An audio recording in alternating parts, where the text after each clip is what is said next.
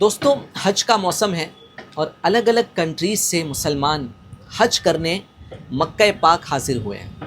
آئیے سفر حج کا ایک ایمان افروز واقعہ آپ سے شیئر کرتا ہوں۔ حضرت شفیق بلخی رحمۃ اللہ تعالیٰ علیہ فرماتے ہیں کہ میں ایک مرتبہ حج کے سفر پر تھا۔ راستے میں ایک شخص کو دیکھا جو چلنے سے معذور تھا، لیکن عجیب بات یہ تھی کہ وہ رک نہیں رہا تھا۔ معذور ہونے کے باوجود بھی گھسیٹ کر وہ آگے بڑھتا جا رہا تھا، کبھی ہاتھوں کے سہارے، بس ایک ہی سمت وہ بڑھتا جا رہا تھا۔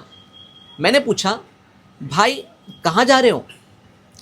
تو وہ اکھڑتی ہوئی سانس لیتے ہوئے کہنے لگا، مکہ پاک۔ میں نے حیرت سے پوچھا، کہاں سے آئے ہو؟ کہنے لگا، سمرقند سے۔ اب سوچئے، سمرقند سے مکہ، آج کے زمانے میں سوچ کر ہی ہم تھک جائیں گے۔ سوچئے کہ آج اگر فلائٹ ذرا سے ڈیلے ہو جائے تو ہم پریشان ہو جاتے ہیں، اور اگر ہوٹل کے روم میں اے سی نہ چل رہا ہو تو ہم کمپلین کرنے لگتے ہیں۔ اور وہ اللہ کا بندہ معذوری کے باوجود ہزاروں کلومیٹر کا سفر گھسیٹ کر رہا تھا۔ حضرت شفیق بلخی رحمۃ اللہ تعالیٰ علیہ نے پوچھا کہ کتنا عرصہ ہوا تمہیں یہ سفر کرتے ہوئے؟ اس نے کہا، 10 سال ایک حج کے لیے۔ آپ فرماتے ہیں کہ میں سوچ میں پڑ گیا کہ یہ آدمی آخر تھک کیوں نہیں رہا ہے، اور وہ کیا بات ہے کہ یہ اس کی ہمت جواب نہیں دیتی۔ پھر اس شخص نے ایک جملہ کہا جو بڑا شاکنگ تھا اور دل کو ہلا دینے والا تھا۔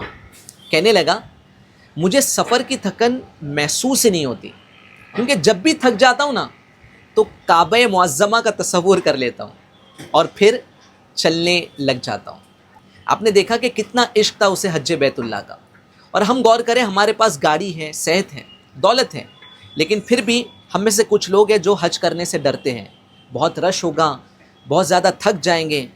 ایکچولی حقیقت تو یہ ہے کہ اس در پر پہنچنے کے لیے دولت نہیں چاہیے، عشق چاہیے، تڑپ چاہیے۔ اگر عشق اور تڑپ ہونا تو بندہ گرتا پڑتا بھی اس در پر پہنچ ہی جاتا ہے۔ اللہ پاک ہم سب کو اس در کی حاضری نصیب فرمائے، حج بیت اللہ نصیب فرمائے، اور جن پر حج فرض ہیں اللہ پاک انہیں یہ فرض ادا کرنے کی توفیق عطا فرمائے۔ آمین بجاہ النبی الامین صلی اللہ علیہ وسلم۔